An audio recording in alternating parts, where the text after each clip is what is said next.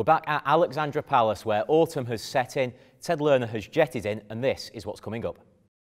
We head to the Eurotour's Leende Open and hear from the first confirmed European Mosconi Cup player Eklent Kaçi. There's an in-depth look at the stiff competition for a place on Marcus Chamat's team. Ted relives the best moments from the World Cup of Pool and gets the lowdown on the new-look Whirlpool Masters and US Open. Plus, we hear from some of the previous US Open champions. But we'll start with the Party Poker Mosconi Cup because we're getting very close now to finding out which 5 players will line up for both sides here at Alexandra Palace in December. And our roving reporter Jake Asby went over to the recent Eurotour event in Holland to meet some of those players hopeful of making Marcus Chamat's team. Thank you, Nick, and as you can see, we've flown out to Holland for the weekend, just south of Eindhoven for the Leende Open, as Europe's top players are battling it out for the coveted Mosconi Team Europe spots on offer this year. Not only that, Johan Roysink and his Team USA have jetted over fresh after their Dream Challenge victory against Team Russia. Now, if you don't mind me, it's a little bit cold, so I'm going to go inside and see what's going on. The Americans were enjoying some success on the Eurotour, one of those being Billy Thorpe, a Mosconi Cup debutant in 2017. We sat down with him to find out how his year had been going with Coach Roysink and Team USA. Billy, we're here in Holland for the Leende Open. Your first experience on the Eurotour. What do you make of it so far? Oh, I love it, man. It's a great experience for Team USA, and I'm glad to see that a lot of our team are fighting in the end still. So it's amazing. Let's look back at the Mosconi Cup last year. It was your debut appearance for Team USA. What did you learn about yourself as a player and also competing in a Matchroom event as well for the first time? Oh, it was a dream come true. I mean, I've always dreamed to be on the Mosconi Cup, and I'm pretty sure that's everybody's dream to be on the Mosconi Cup. So, but there's no other feeling like it being out there, and playing with a team. It's a completely different. We're usually playing solo all the time and competing against my team. So when we all come together, it's pretty cool and just a fun all-around event. So it's good.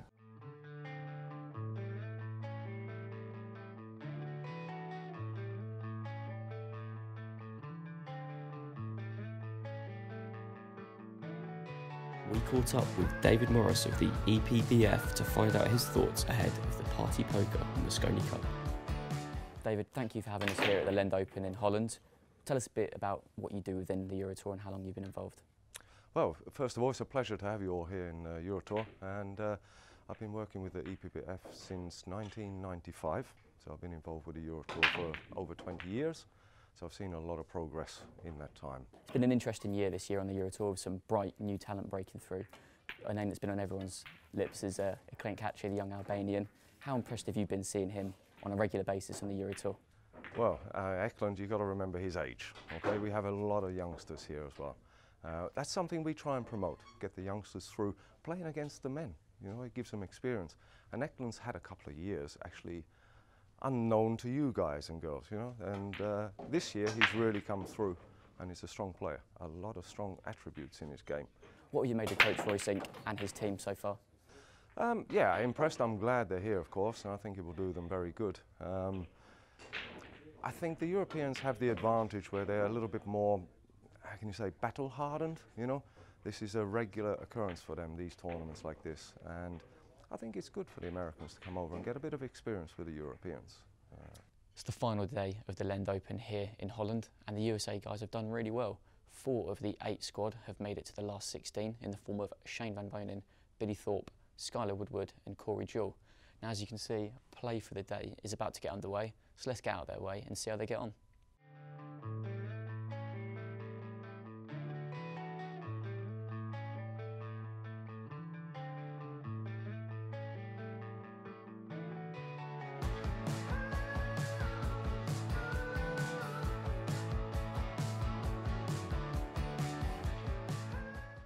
It's semi-final time here at the Leende Open, and Shane Van Bonen is the only American to make it this far.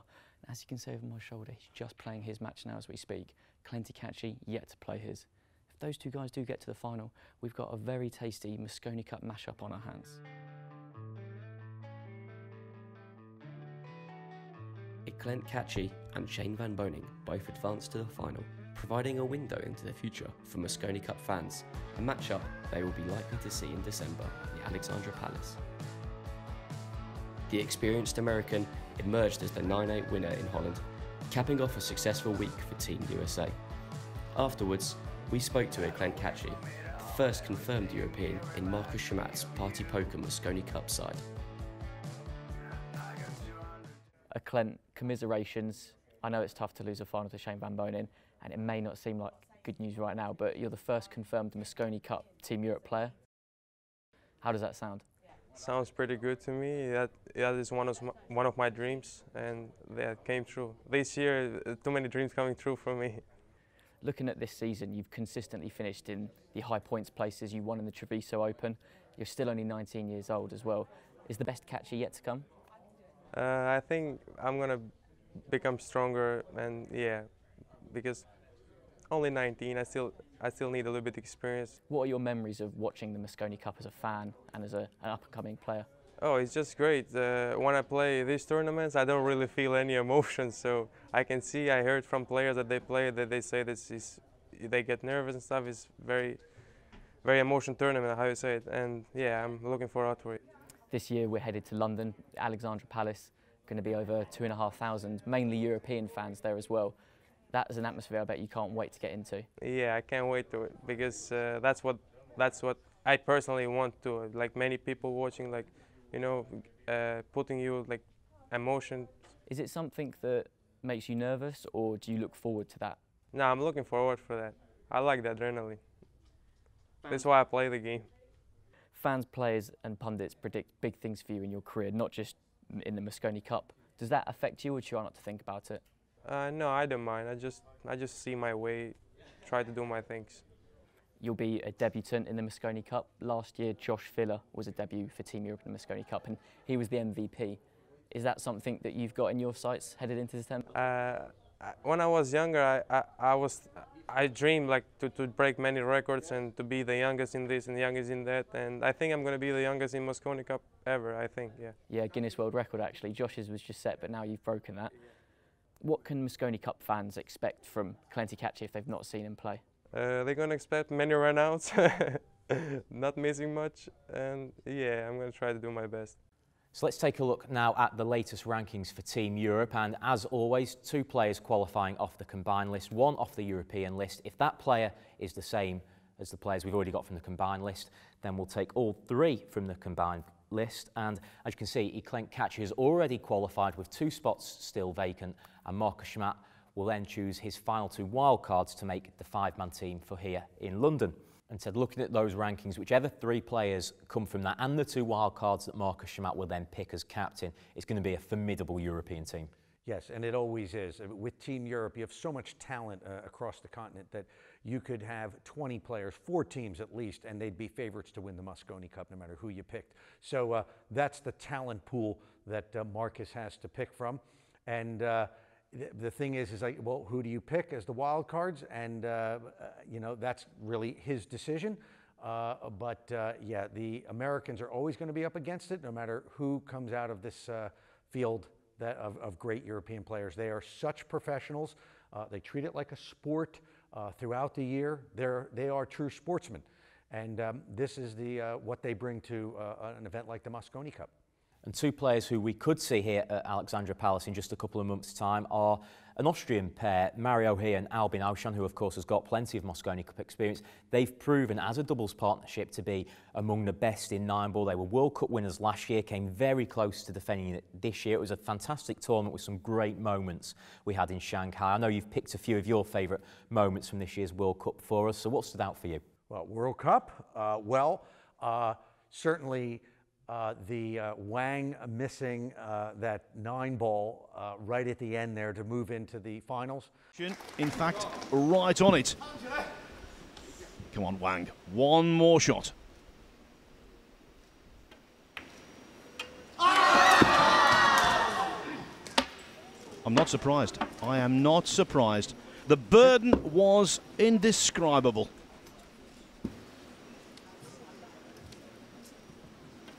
I I think Team Australia winning was that was great. That was the first time they'd ever won a match in the World Cup of pool, and that just goes to show you that in 9-ball, really anything can happen, and especially if you have a good positive attitude. Excited. James Delahunty, one final ball. The Aussies have done it. They have taken down Russia with a phenomenal performance. 7-4. They move on to the final 16 with their first ever win here at the World Cup of Pool. China winning. How about Wu Cha-ching? Always been one of my favorite players, going back to when he won the World Pool Championship. That fantastic event that Matchroom had back 12 years ago, and he won that in 2005 in Kaohsiung in Taiwan, and he has been one of the greats of the game ever since then. I mean, anybody who likes pool and knows anything about pool loves Wu Cha-ching. He pulled off some of the most amazing shots, especially in that semifinal match. I believe it was against Spain.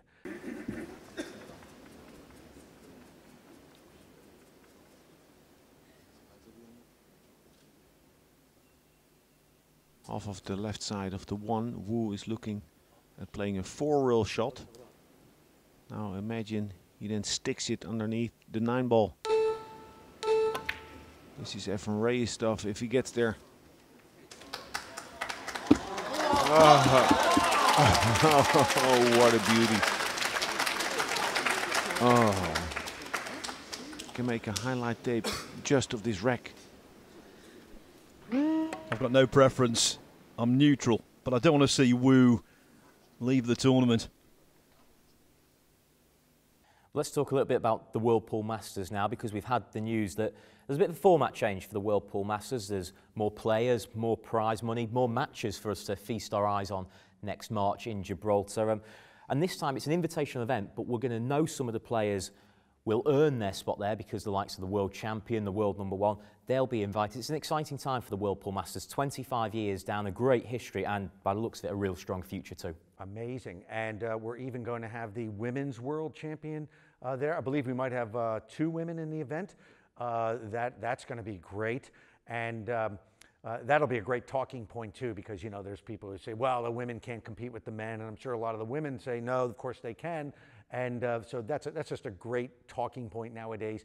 And to have the women's world champion, hopefully it's very possible we'll have one of the great Chinese players, women in the event, and because they are so fantastic, but we don't often see them outside of China.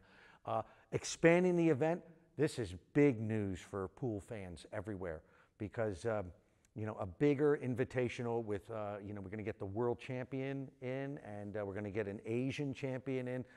It's just going to be so much more fun. The event is already fun, short races, and great production values is always just going to be even better. There's that next year, and then a few weeks after that, the US Open as well. It's really exciting times for Matchroom Pool. And Ted, you spoke to the Matchroom Multisport COO, Emily Frazer, to get a little bit of an idea about what's behind these changes. You have a brand new event taking over the legendary US Open. There's still the World Cup of Pool, the great doubles event, and of course the Mosconi Cup keeps getting bigger and bigger. What is behind this sudden push with Matchroom and pool? Well, obviously things are so exciting here at Matchroom Multisport. Just with the expansion of the US Open, that brings so many new possibilities into pool for us. We're so used to the one table arena setup, the single elimination, whereas we've got a whole brand new double elimination format. And like I said, it's completely fresh and new for us as a team, and it's sitting down, working out, the different aspects behind that. And I think that's, as it is, very exciting. I think Matchroom, we're expanding and evolving in itself into different sports as well. So, doing gymnastics, basketball, netball, we look at these different sports and try and bring what makes them work into pool as well. I mean, it could be so easy to sort of sit back and do the minimum here for all of our pool events. They're all great in their own right. But I think the main thing is to look at them and say, okay, so how can we make them better for the fans and for the players themselves? Let's talk about the Whirlpool Masters, the longest running invitational in the world. Always a great event, but it always had, except for 1 year, a few years ago in Vegas, it had 16 players. That was the standard, but now it's gone up to 24. Talk about the exciting changes behind it and why you decided to change the format of the event. Well, the Whirlpool Masters has always been such a great tournament, and it's worked so well each year. But I think similarly with the US Open coming on board and where we go down to the last 16 players, it obviously makes both tournaments, you know, quite similar. And you look at the Whirlpool Masters, it's in obviously a great setup like Gibraltar. We get such a great support from the ministry there. And how can we obviously improve the tournament and make that better? And I think the first step is to increase the field. So we go from 16 players to 24. I think it's really great that we've introduced a qualifying criteria into it. So, you know, you get your top 8 seeds, which involve the defending champion, the US Open champion, the Mosconi Cup MVP, which is really exciting because if we do get a USA win, then obviously we get another USA player in there. And also being able to have the world #1 female player, I think it's so good for the sport and so good for the event. And it's always been a very strong lineup of invitational players, and now it's the superstars of pool. Exciting times ahead for Matchroom Pool in 2019, and of course one of the big things that you spoke about with Emily there was the new US Open. It's an event with a great history, and we spoke to some of the past champions to find out what they thought about Matchroom's involvement in the tournament. It was a bit of a surprise for sure, as far as that I didn't know Matchroom was even, or even it was a possibility. It's an event that I felt like needed to change hands at some time or another in the last few years, or several years maybe. But yeah, it was great. I think moving locations is great as well. I think there's a part of America that deserves to see that event that hasn't got to see that event. So no, all in all, it was good. Yeah, of course, obviously Matchroom have the best tournaments. Obviously they have the Whirlpool Masters, World Cup of Pool, Mosconi Cup, and they do great things. So I know that them taking over is going to be something good for the sport, and it's going to push the game in the right direction to hopefully grow into something really big. I'm so happy to hear Matchroom take place at the US Open, because when I was young, I always watched the World Cup. That's a long time ago when I was young, 10 years ago. World Cup took place by Matchroom. I like the table, and because you have a TV stream, and I can watch in my country. Ted, some of the greatest names in Whirlpool have won the US Open. In fact, it's hard to be a Hall of Fame player without winning a US Open title. And now with Matchroom's involvement as well, that's the trophy they're all going to want to win next year. Did you see the excitement on their faces? I mean, this is pool players, pool fans for the longest time thought, you know, what's up with our sport? There's like, it's just sort of a forgotten sport, it seemed like. And now there's all this stuff happening. And then you have the US Open. And as we said in another episode of Off the Rail, you know, when you say US Open in any sport, it's got to be big. This is going to be big. This is on track to be the richest pool tournament in pool during the year. And who knows, in a few short years, it could be the richest pool tournament ever.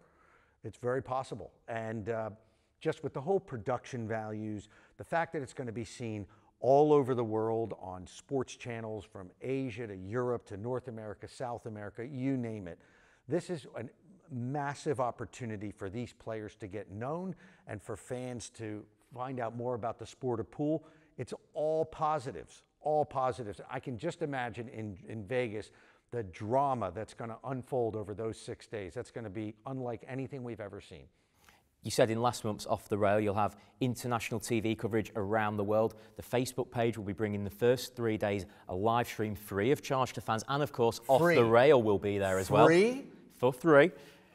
That's incredible. And we'll be there with Off the Rail. We will be there. We will be going off the rail in Vegas, as you do. It's going to be the most exciting week in pool next year. I think so. Yep. Well, we will be there, and we will be back next month as well with November's Off the Rail. And then, of course, Ted, myself, and breaking news, a former World 8-Ball champion, a US Open finalist, a 4-time Mosconi Cup winner will also be joining us in the Off the Rail studio. That's right, Ted. Cole Boys will be telling it how it is on Off the Rail. Boise, get in here. We'll see Carl in December. We'll see you in November for another Off the Rail.